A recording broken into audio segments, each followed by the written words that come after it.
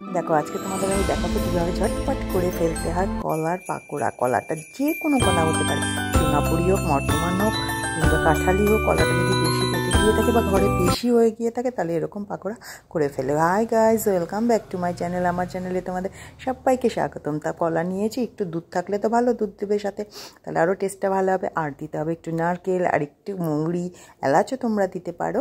আর দিতে হবে, তোমরা যদি মিষ্টি খেতে ভালোবাসো তাহলে একটু বাতাসা দিতে পারো বা একটু চিনি দিতে পারো বা গুড় খেলে গুড়ও দিতে পারো। সবগুলোকে একসাথে মিলিয়ে চটকে ভালো করে মেখে নিতে হবে। তার আগে একটু তোমাদের বলে নিই, প্লিজ তোমরা আমার চ্যানেলটাকে সাবস্ক্রাইব করো, লাইক কমেন্ট শেয়ার করো, আর ভিডিওগুলোকে প্লিজ একটু দেখো, কারণ তোমাদের সাপোর্ট আমার ভীষণ প্রয়োজন এবং তোমাদের জন্যই আমি এতটা এগিয়েছি। তার জন্য তোমাদের সবাইকে থ্যাংক ইউ। ভিডিওটা যারা দেখছো তাদেরকেও থ্যাংক ইউ। নতুন যারা আছে সাবস্ক্রাইব করোনি, প্লিজ তারা সাবস্ক্রাইবটা করে দিও।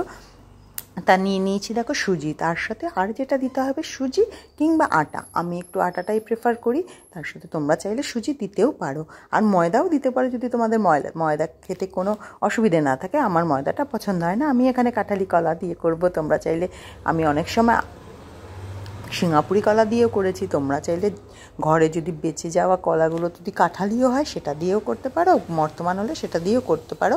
মোদ্দা কথা হচ্ছে আমার টার্গেট কলাগুলোকে নষ্ট করব না, কারণ কলা বেশি পেকে গেলে খাওয়া যায় না, অনেক সময় সেগুলো তো ফেলে দেওয়া যায় না। তার জন্য আমি বড়া করে ফেলি, মাও সুন্দর টুকটুক করে সেগুলোকে খেয়ে নেয়। তা কলা ছাড়িয়ে নিয়ে বললামই তো, নারকেল কোলা দিয়ে, আটা দিয়ে, মৌরি দিয়ে, একটু দুধ দিয়েছি তার সাথে, দিয়ে পুরো সুন্দরভাবে চটকে নিয়েছি। আর কড়াইতে কিন্তু আমার তেল গরম করা হয়ে গেছে, মানে তেল যথারীতি বসে গেছে। এই যে মাখাটা তৈরি করে নিয়েছি, এই মাখাটাও খেতে কিন্তু ভীষণ দারুণ লাগে। আমি একটু রেখে দিই, সেই কাঁচা মাখাটা খাই, পুরো সিন্নি টাইপের টেস্ট লাগে। এবং সিন্নিতে তো এগুলোই দেওয়া হয় না, সেগুলোকেই ভাজা হচ্ছে দেখো। সিন্নিটাতে এর সাথে যদি একটু দুধ দিয়ে যাওয়া, মানে দিয়ে লিকুইডটা বেশি করে ফেলা হয় না, বেশ সুন্দর লাগবে। পুরো সিন্নি, পারফেক্ট সিন্নি। আমি তো বললামই মাখাটা আমি খাই।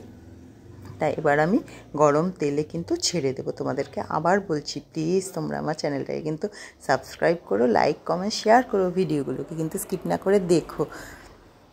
তা চলো এখন তাহলে গরম তেলে বড়াগুলোকে দিতে থাকি। এই বড়ার টেস্ট কিন্তু খুব সুন্দর হয়। আর কিন্তু আরেকটা জিনিস ভুলে গেছি বলতে, তোমরা কিন্তু পারলে চালের গুঁড়োও দিয়ে করতে পারো, ওটাতে না জিনিসটা আর একটু মুচমুচে হয়। আমার খুব একটা মুচমুচেটা ভালো লাগে না, আমার বেশ কলাটা যখন করব তখন মুচমুচে থাকে, তারপরে বেশ কলার যে জুসি ব্যাপারটা থাকে, একটা ময়শ্চার মতো সফট হয়ে যায় খেতে, আমার ওটা বেশি ভালো লাগে। চলো, তেল কিন্তু আমার রেডি। আর জানো তো তেলের, মানে এই কলার বড়া আর তালের বড়ার পার্থক্যই কি, কলার বড়াটা আমি দেখেছি একটু বেশি কালো হয়, আর তালের বড়াটা না একটু অরেঞ্জ টাইপের হয়। তা এই যে তেলে দিয়ে দিচ্ছি বড়া, কি কেমন ঝটপট শেখালাম তো। কলা না ফেলে দিয়ে কি করে কলার বড়া করা যায়, জানি তোমরা কলার বড়া করতে জানো, বাট সেটা তালের সাথে কলার বড়া। আর এটা শিখিয়েছি আমি ঘরে থাকলে কলার বড়া, অসময়ের কলার বড়া।